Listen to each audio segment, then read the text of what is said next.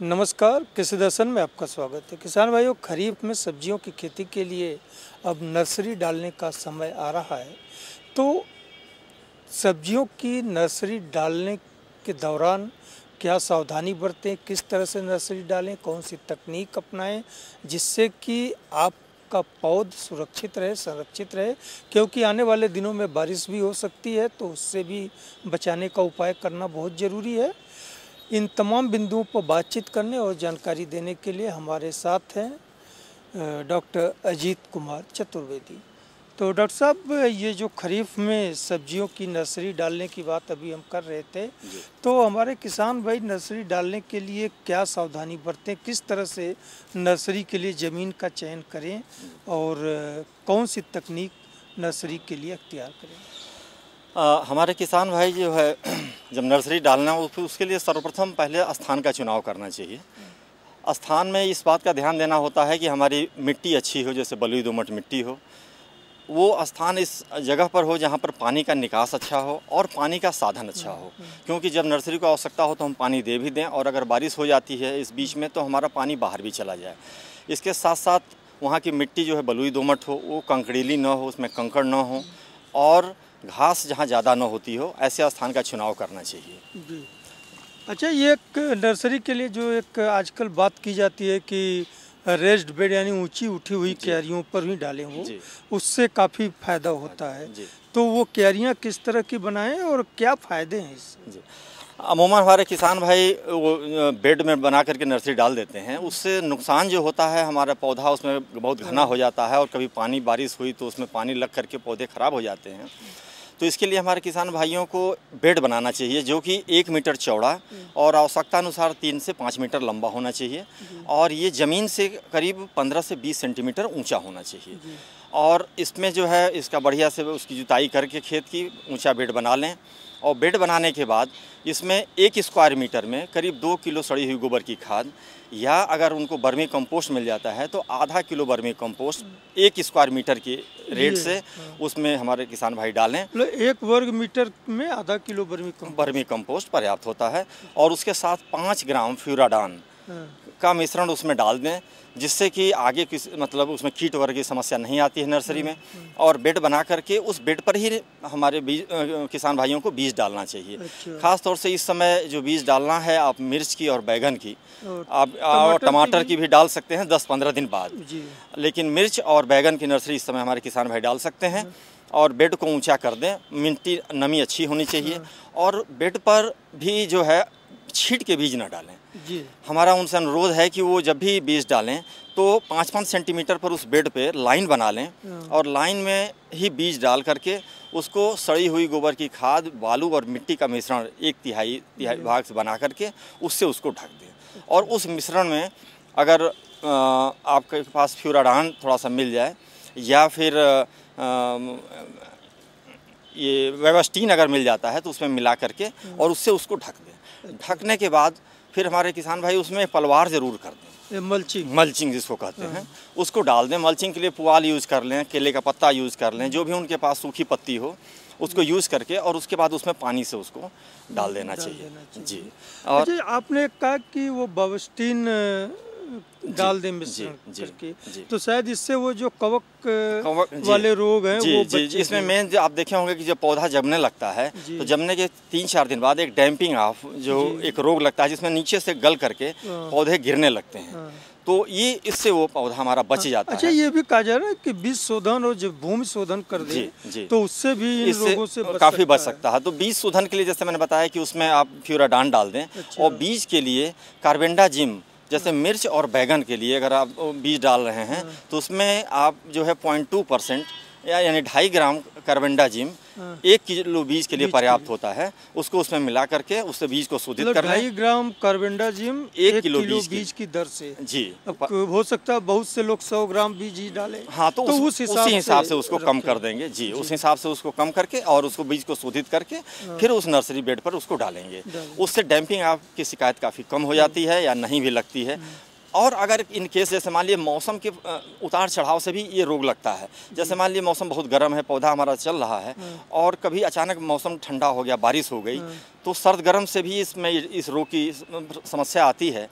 तो उस केस में वही बेवेस्टीन का स्प्रे 2% 0.2% का बना के, यानी 2 ml दवा 2 ग्राम दवा 1 लीटर पानी में मिला करके उसका छिड़काव कर देना चाहिए। और एक और तरीका आसान सा है जो हमारे किसान भाई कर सकते हैं, जिसमें वही 1 भाग बालू, 1 भाग मिट्टी और 1 भाग गोबर की खाद का मिश्रण बना करके उसमें जो है ट्राइकोडर्मा थोड़ा मिला करके, और जब पौधे गिरने लगें तो उस नर्सरी बेड पे डाल देना चाहिए। अच्छा। तो डाल देने से फिर वो पौधे जो है गिरना बंद मतलब सुरक्षित हो जाएंगे। अच्छा, एक बात और है, क्योंकि जब नर्सरी के जो पौधे बड़े नाजुक होते हैं तो उसमें सिंचाई वगैरह के लिए एक तो बारिश भी है जी, तो क्या प्रबंधन करें? अगर जैसे मान लीजिए मौसम गर्म है, बारिश नहीं हो रही है, तब तो आप उस पर हजारा से पानी देते रहेंगे और जो मल्चिंग दी गई है उसके ऊपर से आप देंगे। और अमूमन होता क्या है कि 6 से 7 दिन में बीज जमने लगते हैं, तो मल्च को हम 5वें 6ठे दिन ध्यान से दे करके उसको हटा देना चाहिए। और हटाने के बाद उस पर फिर वही कार्बेंडाजिम जो मैंने बताया था थोड़ा सा मिक्स उसमें डाल करके पानी में घोल बना के उसका छिड़काव करते रहें। और जैसे जैसे पौधे हमारे बढ़ते जाते हैं तो उनकी देख रेख करती रहनी चाहिए और उसमें हजारा से पानी देते रहना चाहिए। अगर इन केस बरसात का अगर आभास हो कि बारिश होने वाली है या मौसम ख़राब हो रहा है, तो उसको एक पॉली टनल आता है जो 1 मीटर चौड़ा होता है और उसको आप लंबाई के हिसाब से बना सकते हैं, 3 मीटर 4 मीटर जो भी हमारा बेड है, तो उस पॉली टनल से मौसम को देखते हुए तुरंत उस बेड के ऊपर से ढक देते हैं। तो जिससे जब बरसात होती है तो पानी हमारा बगल की नालियों में चला जाता है और हमारे पौधे सुरक्षित रहते हैं। जी।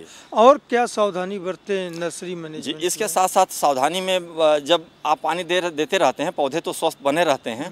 और मेन एक सावधानी और देनी होती है, जब हम पौधे को लेकर फील्ड पे जाते हैं तो क्या होता है कि जब भी हमें पौधे की रोपाई करनी है उसके 1 हफ्ता पहले हमारे किसान भाई उस पौधे को पानी देना बंद कर दें। पानी देना बंद कर देने से ये होता है कि उसमें पानी के अभाव में पौधे जो है थोड़ा सा सख्त हो जाते हैं और उनकी जो जड़ें होती हैं वो कठोर हो जाती हैं, ज़मीन के नीचे जाती हैं पानी की खोज में। इससे जो है वो पौधे जो है काफ़ी मजबूत हो जाते हैं। और उनका अगर रोपण करेंगे तो वो जल्दी पकड़ेगा। ठीक है डॉक्टर साहब, खरीफ सब्जियों के नर्सरी के बारे में जो जानकारी आपने दी वो निश्चित तौर पर हमारे किसान भाइयों के लिए लाभप्रद साबित होगी। बातचीत करने और जानकारी देने के लिए आपको बहुत बहुत धन्यवाद। धन्यवाद।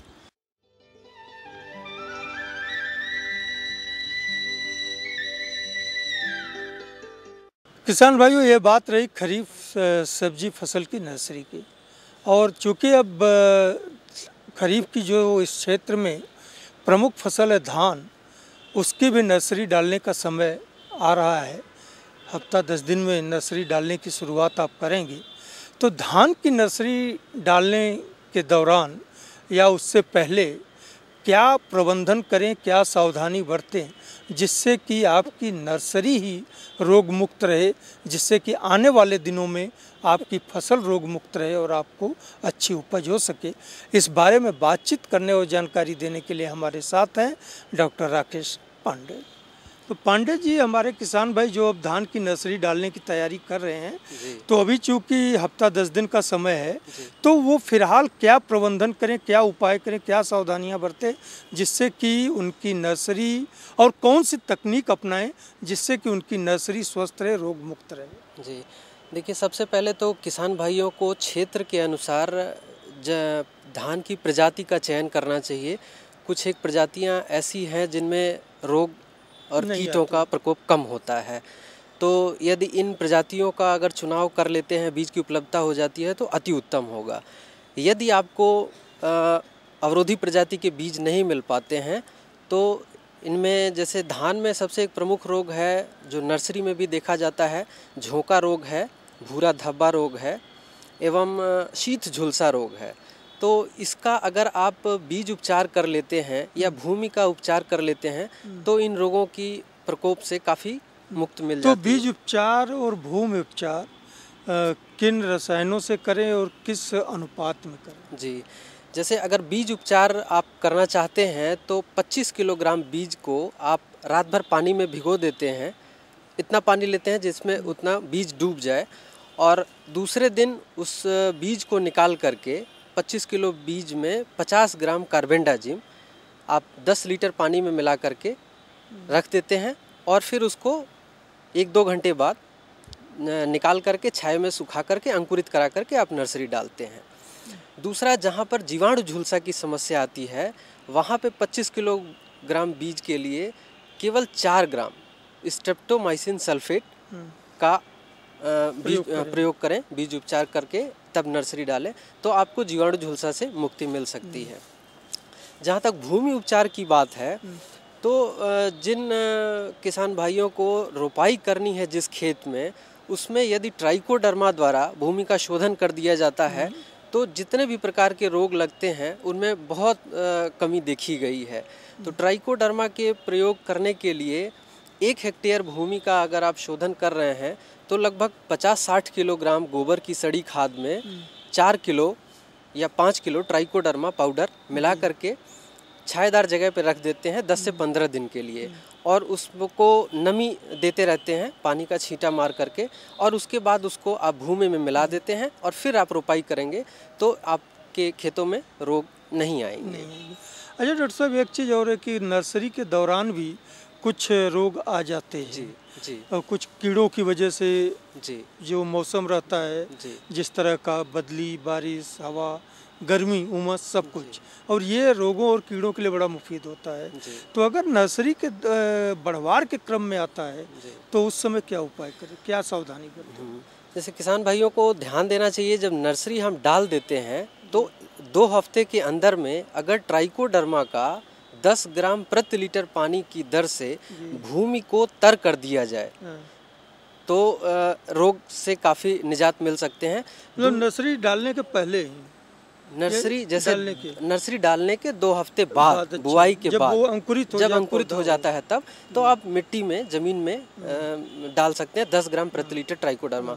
और दूसरा, एक सुरक्षात्मक छिड़काव कीटनाशी का भी जरूर कर देना चाहिए, क्योंकि आप हिस्पा है, छोटा छोटा कीट है, या आपके क्या बोलते हैं स्टेम बोरर वगैरह लग जाते हैं, तना बेधक का भी प्रकोप होता है, तो क्विनाल्फास या क्लोरपायरिफास 2 मिलीलीटर प्रति लीटर पानी की दर से अगर एक सुरक्षात्मक छिड़काव कर दिया जाता है 15 दिन बाद, तो आपको कीट एवं रोग दोनों से नर्सरी के दौरान मुक्ति मिल सकती है। जी। जैसे अभी 1 हफ्ता समय है, तो ये तो आपने जो बताया कि रासायनिक प्रयोग, कुछ जैविक उत्पाद भी हैं जिनको कहते हैं कुछ पहले, थोड़ा हफ्ता 10 दिन पहले ही प्रयोग कर लेना चाहिए, खास तौर से गोबर और ट्राइकोडर्मा को नम करके खेत में। तो वो टेक्निक भी क्या कारगर है, या सोलराइजेशन कर ले तो अब सोलराइजेशन की संभावना तो रहने की, तो उस स्थिति में हाँ, ट्राइकोडर्मा और गोबर की सड़ी खाद का प्रयोग बिल्कुल लाभकारी होगा। और आप गोबर की सड़ी खाद के साथ बिवेरिया बेसियाना का भी प्रयोग कर सकते हैं। जी, ये जैव कीटनाशी का प्रयोग करेगा। तो जिस तरीके से मैंने ट्राइकोडर्मा का प्रयोग बताया, उसी क्रम में आप बिवेरिया बेसियाना से भी प्रयोग कर सकते हैं। तो ये भी उतना ही कारगर होगा। बिल्कुल। इसके साथ रासायनों से हमें लगता है कि अगर इस बदले इसका प्रयोग करें तो वो ज़्यादा लाभकारी होगा, क्योंकि इसके हमारे भूमि में लाभदायक जीवाणुओं की संख्या में बढ़ोतरी होती है। कमी है, इसलिए इनको बढ़ाना जरूरी है।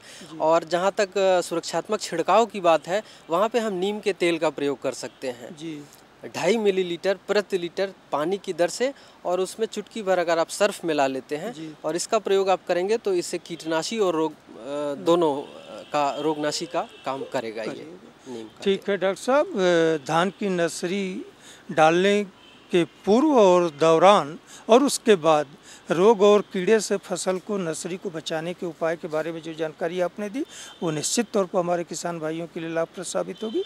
बातचीत करने और जानकारी देने के लिए आपको बहुत बहुत धन्यवाद।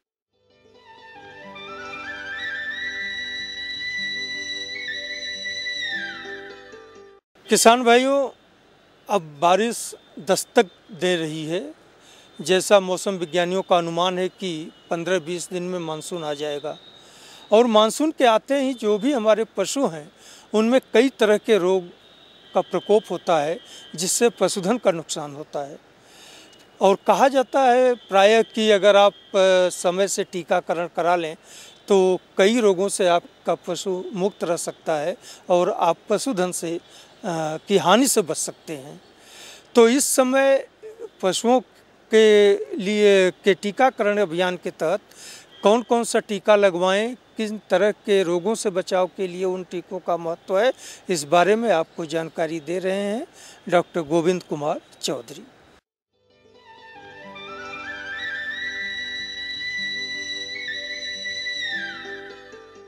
बड़े एवं छोटे पशुओं में इस समय किस किस बीमारी का टीकाकरण लगाया जा सकता है? जैसे बड़े पशु जैसे हैं गाय भैंस, इसमें खुरपका मुंहपका, गला घोंटू एवं लंगड़ी बुखार की टीकाकरण इस समय कराया जा सकता है। दूसरी चीज़ छोटे पशु जैसे हैं भेड़ बकरियां, उसमें आप ईटी जो इंट्रोटॉक्सिमिया कहलाती है, दूसरा पीपीआर जो बकरी एवं भेड़ प्लेग के नाम से जाना आता है, बहुत घातक बीमारी है। इसके मानसून से पूर्व हम लोग इसकी टीकाकरण करवा सकते हैं, क्योंकि ये बहुत जान माल की क्षति हो जाती है, इससे काफ़ी पशु मर जाते हैं और महामारी के रूप ले लेते हैं। तो इसीलिए इस मानसून से पूर्व मई जून के समय में हम टीकाकरण करवा सकते हैं। इस बीमारी का लक्षण क्या है? जैसे खुरपका मुंहपका होगा किसान भाई, तो पशु जुगाली करना बंद कर देगा। दूसरी चीज़, वो खाना पीना छोड़ देती है, मुंह से लार टपकने लगता है और उसके खुर एवं मुंह में छाले पड़ जाते हैं, तो पशु खा भी नहीं पाता है और उससे दुग्ध उत्पादन में भी काफ़ी गिरावट आ जाती है। दूसरी चीज़ गला घोंटू है, नाम से ही पूरा क्लियर है कि ये गला घोंटू में गला जैसे लग रहा है कि दब रहा हो, घर घर की आवाज़ आती है, सांस लेने में कठिनाई होती है और पशु के तापक्रम करीब 105-107 डिग्री के आसपास पहुंच जाता है। तो इस बीमारी से भी काफ़ी हानि होती है। दूसरी चीज़ है लंगड़ी बुखार, यह काफ़ी ख़तरनाक बीमारी है। जैसे जो भी अच्छी पड़िया या पड़वा हो, गाय भैंस हो, उसको ये हो जाता है, जिसमें लंगड़ी से ही क्लियर है कि इसमें लंगड़ाने लगती है, पाँव में यह फूल जाता है और जब दबाएंगे किरकिर की आवाज़ आएगी तो समझ जाइएगा कि ये लंगड़ी का लक्षण है और इसमें बुखार हो जाता है, पशु लंगड़ाने लगता है और अंत में ये इसमें मृत्यु हो जाती है। दूसरी चीज़ जो भेड़ बकरियों में होता है, जिसको हम बकरी और भेड़ का प्लेग बोलते हैं, ये काफ़ी खतरनाक बीमारी है। अगर इसमें यह बीमारी का प्रकोप हो जाता है तो गांव का गांव समूचा नाश हो जाता है, सारे पशु मर जाते हैं। इस बीमारी का मुख्य लक्षण है कि इसके मुंह में छाले पड़ जाएंगे, दस्त करने लगेंगे, पतली टट्टी करेगी और 2-3 दिन के अंदर ही इसकी मृत्यु हो जाती है, क्योंकि इसमें जो शारीरिक प्रतिरोधी क्षमता है शरीर का, वो ख़त्म हो जाता है। दूसरी चीज़ इंट्रोटॉक्सिमिया के नाम से जो काफ़ी भेड़ में अत्यधिक होता है, भेड़ बकरियों में, खास करके भेड़ में, तो इसमें भी डायरिया जो भी पतली टट्टी करेगी और टेम्परेचर हो जाएगा, तापक्रम शरीर का बढ़ जाएगा और इसकी मृत्यु हो जाती है। टीकाकरण का उचित समय क्या है? टीकाकरण मैंने पहले बताया कि टीकाकरण मानसून से पूर्व, क्योंकि मानसून से पहले ही हम टीकाकरण करवा लें। मई जून के मौसम में हम टीकाकरण करवाते हैं, कारण कि बरसात जैसे आएगी और पशु बाहर चरने के लिए जाती है, उस समय उस रोग से ग्रसित हो जाती है। इसीलिए पहली बरसात से पूर्व, ध्यान रहे किसान भाई, जब पहला बरसात हो उससे पूर्व हम टीकाकरण अपने पशु को करवा लें। पशुओं में संक्रामक रोग कैसे फैलता है और किसान भाइयों को इसके उपाय के लिए क्या करना चाहिए? संक्रामक रोग ये छुआछूत की बीमारी है। अगर एक पशु को हो गया तो दूसरे पशु को उससे कंटामिनेशन से फैल सकता है, चाहे वो पानी हो, हवा हो, खाद्य सामग्री हो, चाहे हम उधर से जा रहे हैं तो भी हो सकता है। अगर एक पशु को हो गया तो वह हवा के माध्यम से करीब 3 किलोमीटर तक उसके जीवाणु विषाणु वहाँ से जाके दूसरे पशु को भी हो सकता है। अगर कोई पशु को किसान भाई या संक्रामक बीमारी हो जाता है तो उसे बड़ी सावधानी से अपने पशु के झुंड से अलग करके रखिए और उसका जो खाना पानी दाना जो भी आप डालते हैं वो अलग कर दें, और जो आपके पास स्वस्थ पशु है उसका निश्चित ही टीकाकरण करवा लें। दूसरी चीज़, अगर ऐसे संक्रमित पशु मर जाते हैं तो मरे हुए पशु को गांव से बाहर ले जाकर उसका खाल ना निकालें, उसे किसी गड्ढे में खोदकर चूना और नमक जो भी आपको सुविधा अनुसार उपलब्ध हो उसे डालकर दफना दिया जाए, उसको गाड़ देते हैं, जिससे कि उस रोग का जीवाणु विषाणु बाहर ना आ पाए और ये संक्रामक रूप ना ले सके। चौधरी जी, आपने हमें अच्छी जानकारी दी, इसके लिए आपका धन्यवाद।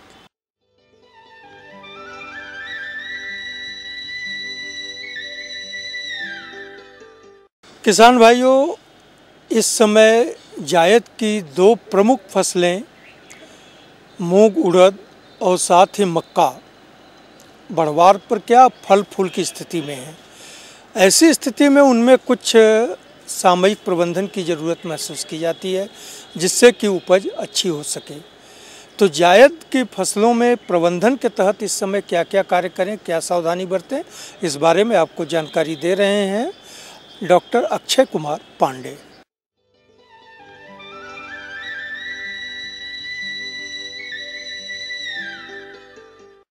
डॉक्टर साहब, जायद मूंग उड़द में सामयिक प्रबंधन के तहत किसान भाई इस समय क्या कार्य करें? अभी किसान भाई उड़द और मूंग लगा चुके होंगे और संभवतः सबकी फसल लगभग जो है 20-25 दिन की हो गई है। तो संभवतः हम देख रहे हैं आज की तारीख में टेम्परेचर बहुत ज़्यादा है और वर्षा होने की संभावना भी बहुत कम है। तो किसान भाइयों, सबसे ज़्यादा ज़रूरत है कि पानी आप उसमें नमी बरकरार रहे। इसके लिए सबसे ज़रूरी है कि जब फूल आना हो उस समय एक सिंचाई दे दें और आने वाले दिन में जब आपको फली लगना हो एक सिंचाई तब भी नितांत आवश्यक, जिससे उसका उत्पादन हमारा और फली में दानों की संख्या बरकरार रहे। हम किसान भाइयों से कहेंगे इसके लिए कि जब वो अपने खेत में जाएं तो देख लें वो इस समय यथासंभव अगर कोई कीट या व्याधि नज़र आ रही हो तो उसका समय रहते ही उचित प्रबंधन कर लें। जैसे आज की तारीख में देखा जाए तो बहुत सारे माहू हुए या फली छेदने वाले कीड़े हुए, ये अगर आपके खेत में अगर दिखाई पड़ जाएँ तो समय रहते हुए उस पर कुछ कृषि रसायन जो है, जैसे अगर माहू लगा है तो इमिडाक्लोरोपिड का जो है 250 ml दवा प्रति हेक्टेयर के हिसाब से उस पर स्प्रे कर दें। या अगर कोई पत्ती पे चकत्ता रोग लगा हुआ है तो लगभग 1.25 किलो के हिसाब से सल्फ़र का स्प्रे 500 लीटर पानी मिला करके कर दें तो समय रहते ही वो निजात पा सकते हैं और एक आपको हेल्दी जो फसल है वो स्वस्थ फसल आपको मिल सकती है।